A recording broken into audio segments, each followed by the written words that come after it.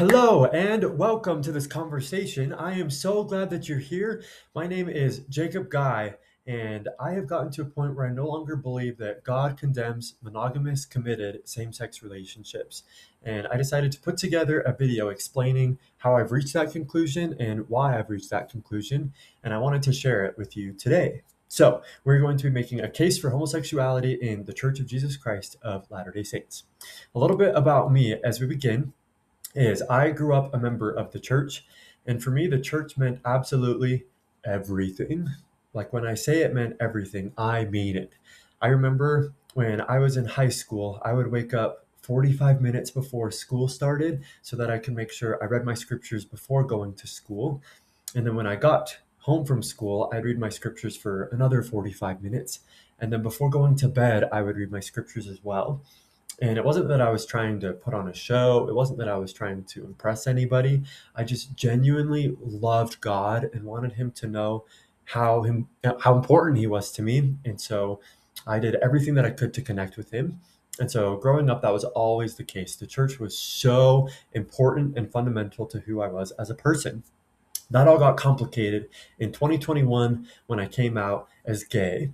At the time that I came out, I had actually been dating a girl. We had been together for about 6 months and had talked about getting married. I was working as a seminary teacher. And then I had an experience in the temple where I knew that I was gay, but I wasn't sure what to do about it. And so I just really begged and pleaded and asked God what I was supposed to do. And I had this experience where I feel like God encouraged me in both my mind and in my heart that I should break up with this girl and I should come out and I should start figuring this out. And so that's what I did.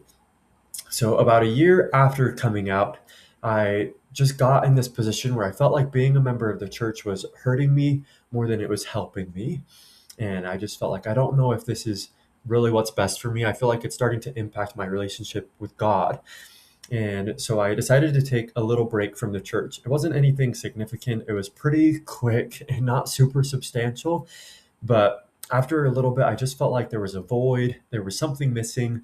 And so I went back to the church and I just felt like that void was filled. And so I decided, okay, if this is where you need me to be, God, then I'll stay here and I'll figure this out. And so during that time, I was faithful and active in the church. I was also dating guys. I was also trying to figure this out. I had a boyfriend for a little bit. Fast forward another year in 2023, I again reached to this point where I felt like I don't think this is sustainable and I don't know how to keep moving forward with this. And so I made a list of other Christian churches in the area and I started attending those churches. For me, I knew that my relationship with Jesus Christ was not replaceable, but I was struggling to feel like I could get it through the church, considering everything that existed around homosexuality. And so I wondered maybe I can find a relationship with Jesus Christ outside of the church. And so I went to these other Christian churches for several months and I absolutely adored them. And there were so many things that I appreciated. But at the same time, I still felt this void. I still felt like something was missing. And so after a few months, I went back and I committed myself to the church again, jumped in faithful and active. But then I started to have this cognitive dissonance because, on one hand, I could see everything that the church taught about homosexuality and basically that it came from Satan and that it was a temptation. And on the other hand, I felt like I felt divinely inspired to come out. It felt like God had encouraged me to make this decision. And then after coming out, there were a lot of really, really good things that happened. And I feel like it only benefited my relationship with God and benefited me as a person. And so I felt like there was this dissonance of, on one hand, the church condemns homosexuality, but on the other hand, I felt encouraged to come out and to start owning it. And so I felt like there has to be something that we don't know. There has to be some kind of missing piece we haven't received yet. And so I decided to start researching and learning as much as I could to see if I could fill in that gap somewhere. So I started learning more about homosexuality throughout history. I started learning more about homosexuality in the church, reading quotes from prophets and apostles, and really trying to get a better understanding. And as I did so, it really became cemented to me that God doesn't condemn monogamous, committed, same sex relationships. So that's some of the background about how I got here. So as we go on this journey, here's kind of what we're looking at. I'd like to start off, and we're going to talk about some groundwork principles that I think we have to understand in order for everything else to make sense. I think if we can agree on these groundwork principles, then we can go pretty far in this conversation. Once we have that underneath us, then we're going to talk about the historical context, make sure we understand everything that led us to this current point where we're at. And then we're going to look at what the sources say, specifically looking at the scriptures and then at modern day prophets and apostles. And then last but not least, we'll talk about some additional considerations that I framed as common questions that people ask in reference to homosexuality. So before we start, I want to make it very, very clear what this discussion is and what this discussion is not. Okay? To start off, this discussion is not an attack on the church or church leadership. It is not an attempt to destroy faith or get people to leave the church. And it is not an attempt to justify sinful behavior. If we leave this conversation and you believe that one of these is true, that is due to misinterpretation on your part. Because what this discussion is a request for reconsideration of current policy. It's an effort to help members who support LGBTQ loved ones to feel justified in their support. And it's also a genuine attempt at helping gay people stay connected with God. Okay, makes sense? Are we all on the same board? Here's what we have to say to that. Oh, I'm using Canva and I thought there was a way to add like bubbles and confetti. And so I just tried using the bubbles, but it didn't work. So I guess we're just going to move forward without the bubbles. So we have two groundwork principles that we're going to talk about. The first one is people used to believe the earth was the center of the universe. Let's chat about this.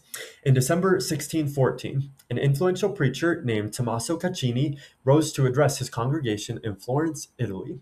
That day, he launched a blistering attack on a new idea that he said was repugnant to the divine scripture and to the Christian faith. After quoting from the Old Testament to make his case, Caccini said that those who defended this idea were colluding with the devil and should be banished from the country. Those people were undermining core Christian doctrines, he warned, ranging from beliefs about the nature of God to the existence of miracles. And Caccini's sermon was prompted by Galileo Galilei's claim that the sun does not revolve around the earth, but that the earth revolves around the sun.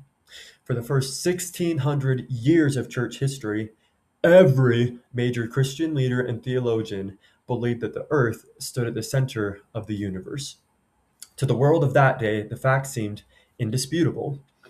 Here are some scriptures for why every major Christian leader and theologian believed that. We have scriptures saying that the world is established, that it cannot be moved. We have scriptures saying that the sun riseth and the sun goeth down. If the earth is fixed in this position, how is it that the sun rises if the earth is the one moving? You get it? Or the scripture in Isaiah that says, God will gather the dispersed of Judah from the four corners of the earth. This kind of gave the impression that earth was flat and it was a square, and so everything else rotated around it, right? Or there's even the scripture in Matthew that says, the devil taketh Jesus up into an exceeding high mountain and showeth him all the kingdoms of the world. There was a belief that in order for Jesus to see all the kingdoms of the world at once, then the earth had to have been flat, and Jesus must have been really, really high so he could see everything. If the earth was a sphere, it would be impossible to see the underside, right? So if Jesus got taken up to a high mountain and saw everything, he must have been on a really high mountain when everything else was really flat. Make sense? So we have Christian leaders who use these scriptures to justify that the earth is flat, that the earth is at the center of the universe, and anything else would be considered blasphemy. So, since human beings are central to God's creative and redemptive work, many Christians thought we must also be at the literal center of his creation.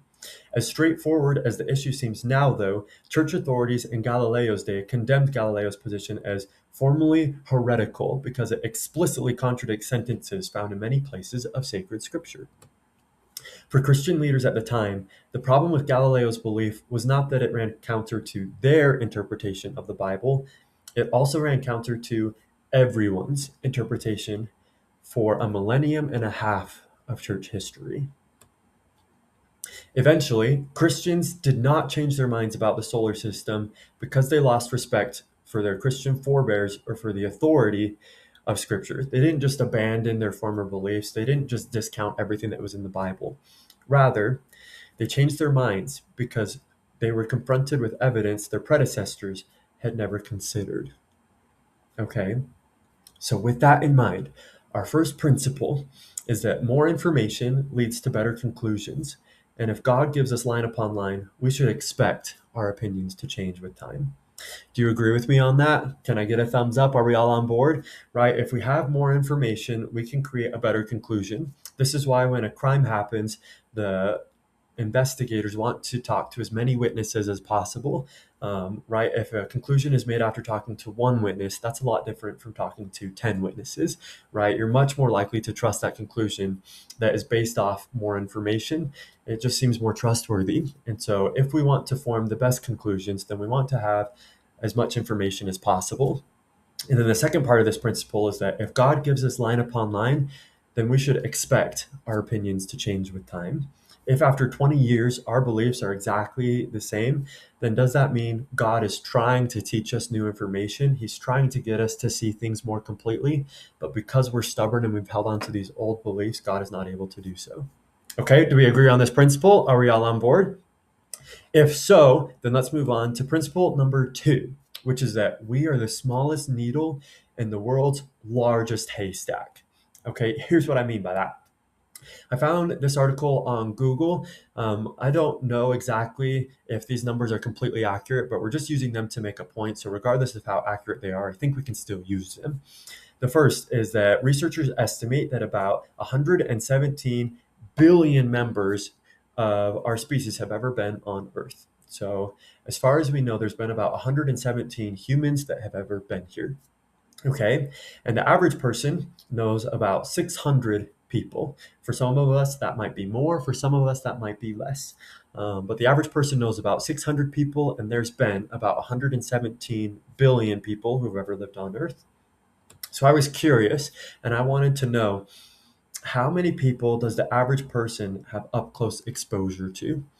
And so I decided to do the math, and the average person has up close exposure to approximately 0.00000000517% of the human race. Okay, notice how small this number is. You have that period there. If you were to take off all of the zeros to the right of it and then move it over, that would still be less than half of 1%. Okay, if we had a 1 on the left side of the zero, that is 1%. So this is an absolutely mind-blowingly small number. And this represents how much of the human race the average person has exposure to. Okay, and I share this with you because a lot of times we tend to think that because we have an understanding of our 600 people, we must have an understanding of the 117 billion people. We think that our experience is representative of everyone else's. But if we look at history, we can see that's really not the case. For example, during biblical times, there were some rules in place that we would look back on and we would say that seems completely foreign, or we don't necessarily agree with all of these rules. For example, there are things like no eating animal fat or blood, no eating animals that walk on all fours and have paws, no sex during the women's menstrual period, no planting two types of seeds in the same field. I've already started reading these, so I guess we're just going to keep going and read all of them. No wearing clothing with two types of material. So, for any of y'all wearing that stretch cotton, I'm sorry, but that would have been condemned in biblical times. No cutting the hair on the sides of your head, low taper fades, gotta go. So sorry. If a man rapes a virgin who isn't pledged to be married, he has to marry her himself. And the last but not least is that women can't say anything in church. Now, we look at these things and we say, that's crazy, that's ridiculous. We would never agree with any of these things. Like women not being able to say anything in church, I feel like women's comments are always the best. So that's crazy to think that at a time that wasn't allowed. Right? Our perspective changes because we have our current understanding.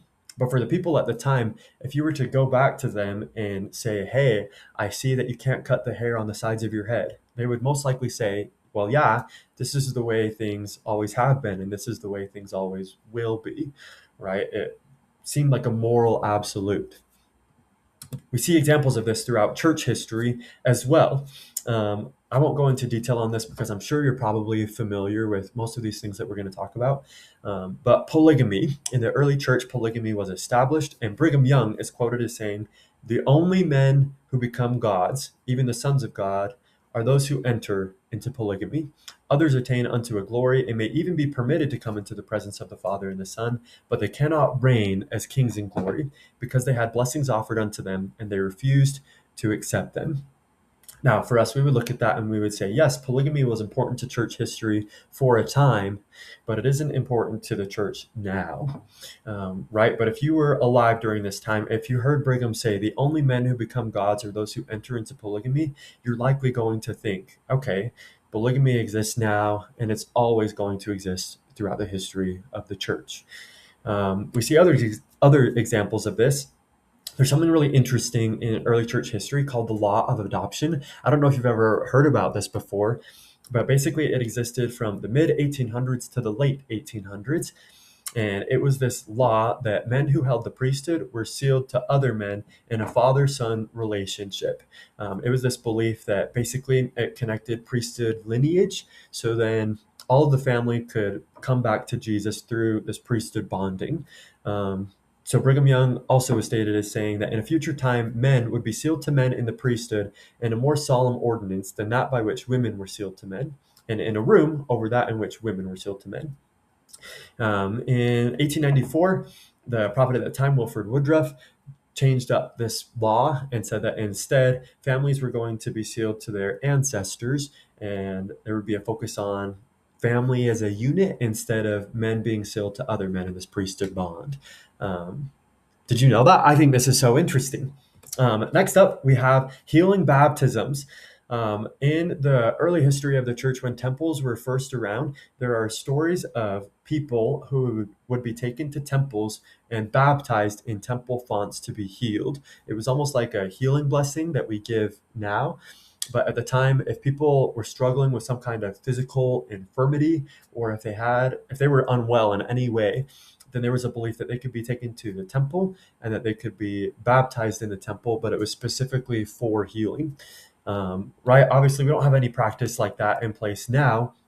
But if you were around during this time, and let's say you have a really bad case of the man cold, or maybe COVID happened and you still haven't recovered and your sense of smell is gone, it wouldn't be unusual for you to go to a priesthood leader and say, "Hey, can we go to the temple? Can you baptize me so that I can be healed from this infirmity?" Next up, we have blacks in the priesthood. As I'm sure you've probably already heard or you're aware, throughout the early history of the church, blacks weren't allowed to hold the priesthood. And Joseph Fielding Smith said, "It is true that the Negro race is barred from holding the priesthood, and this has always been the case." The prophet Joseph Smith taught this doctrine, and it was made known to him, although we know of no such statement in any revelation in the Doctrine and Covenants, Book of Mormon, or the Bible. I found this announcement or this statement that went out from the first presidency of the church in early 1950s. I don't know exactly how sure I am about its validity. I found this statement in a few different sources, but it isn't anywhere on the church's website. So I'm a little hesitant to believe it, but I can see both sides where on one hand, I could see it not being on the church's website because it isn't a valid document, or it was made up. On the other hand, I can see where the church would take this down because it does make some pretty bold claims. And so I don't know exactly how I feel about this, so keep that in mind. But this statement says, "The attitude of the church with reference to Negroes remains as it has always stood. It is not a matter of a declaration of policy," this is important, "but of direct commandment from the Lord, on which is founded the doctrine of the church from the days of its organization, to the effect that Negroes may become members of the church, but that they are not entitled to the priesthood at the present time." According to this statement, this isn't a matter of policy, but a matter of doctrine. Okay, but we know that eventually it was changed. And after it was changed, Bruce R. McConkie, a former prophet, said, "Forget everything that I have said, or what President Brigham Young, or President George Buchanan, or whosoever has said in days past that is contrary to the present revelation. We spoke with a limited understanding and without the light and knowledge that now has come into the world."